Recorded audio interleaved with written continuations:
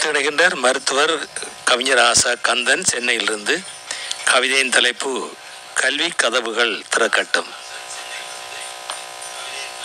கல்வி கதவுகள் திறக்கட்டும் என்ற தலைப்பில் கவிதைக்களம் நிகழ்ச்சியில் ஜெர்மனி தமிழருவி வானொலி இயக்குனர் பெருமக்களுக்கும் நேயர் பெருமக்களுக்கும் சென்னை திருவொற்றியூரில் இருந்து மருத்துவ பாவலர் ஆசா கந்தன் வழங்கும் கவி வணக்கம். வணக்கம் ஐயா. வணக்கம் ஐயா. வணக்கம் வணக்கம் வணக்கம் அம்மையே. வணக்கம் கந்தன் ஐயா. இன்றைய தலைப்பு கல்வி கதவுகள் திறக்கட்டும். கல்வி கதவுகள் திறக்கட்டும், கைகள் கட்டிய தரப்பிற்கும் எல்லாம் யாவரும் பெற்றிடவே எண்ணி பார்த்திடல் நன்றாமே. பல்கி பெருகிய பெருவெல்லாம் பாழாய் போகிட செய்யாயோ.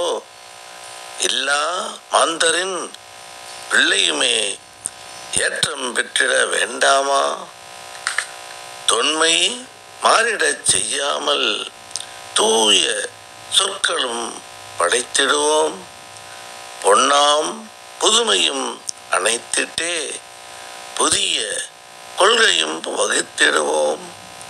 தன்னை உயர்த்திடும் கணினியிலே தளரா முயற்சியில் மேம்படுவோம். மன்றில் புகழுடன் பலம் வரவே மாண்பாம் அறிவினை துணை கொள்வோம்.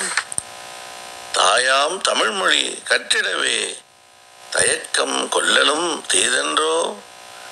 ஓயா உழைப்பினில் வென்றிடலாம், ஒழுக்கம் துணையெனக் கொள்வாயே. பாயா மனத்தினில் பழகிடினே பண்பும் பாலிடை வளர்ந்திடுமே. பேயாம் உணர்வினில் சிக்காதே பயிரும் கெட்டிடும் விழிப்பாயே என்று கூறி நிறைவு செய்கின்றேன். நன்றி, வணக்கம். வாய்ப்பு வழங்கிய தமிழ் அருவி வானொலிக்கும் வழிகாட்டிய சங்கத்தமிழ் இலக்கிய பூங்காவிற்கும் ஐயா பாரதி சுடர் தமிழ் பணி செம்மல் நீலகண்ட தமிழருக்கும் நன்றி பாராட்டி விடைபெறுகின்றேன். ஆசா கந்தன், திருவொற்றியூர், சென்னை. ஆமாம், அவரும் கல்வி கதவு திறக்கட்டும் என்ற தலைப்பிலே தான் அந்த கவிதையை தந்திருந்தார் கந்தன் ஐயா. எல்லாம் யாவரும் பெற்றிடவே இல்லாமாந்தர் உயர்வு பெற புதிய கொள்கை வகுத்திடுவோம். தாயாம் தமிழ்மொழி கற்றிடவே என்று அருமையாக கல்வியை பற்றி வலியுறுத்தி அந்த கவிதையை தந்திருந்தார் கந்தன் ஐயா. நன்றி. மீண்டும் இணைந்து சிறப்பியுங்கள் ஐயா. நன்றி, வணக்கம்.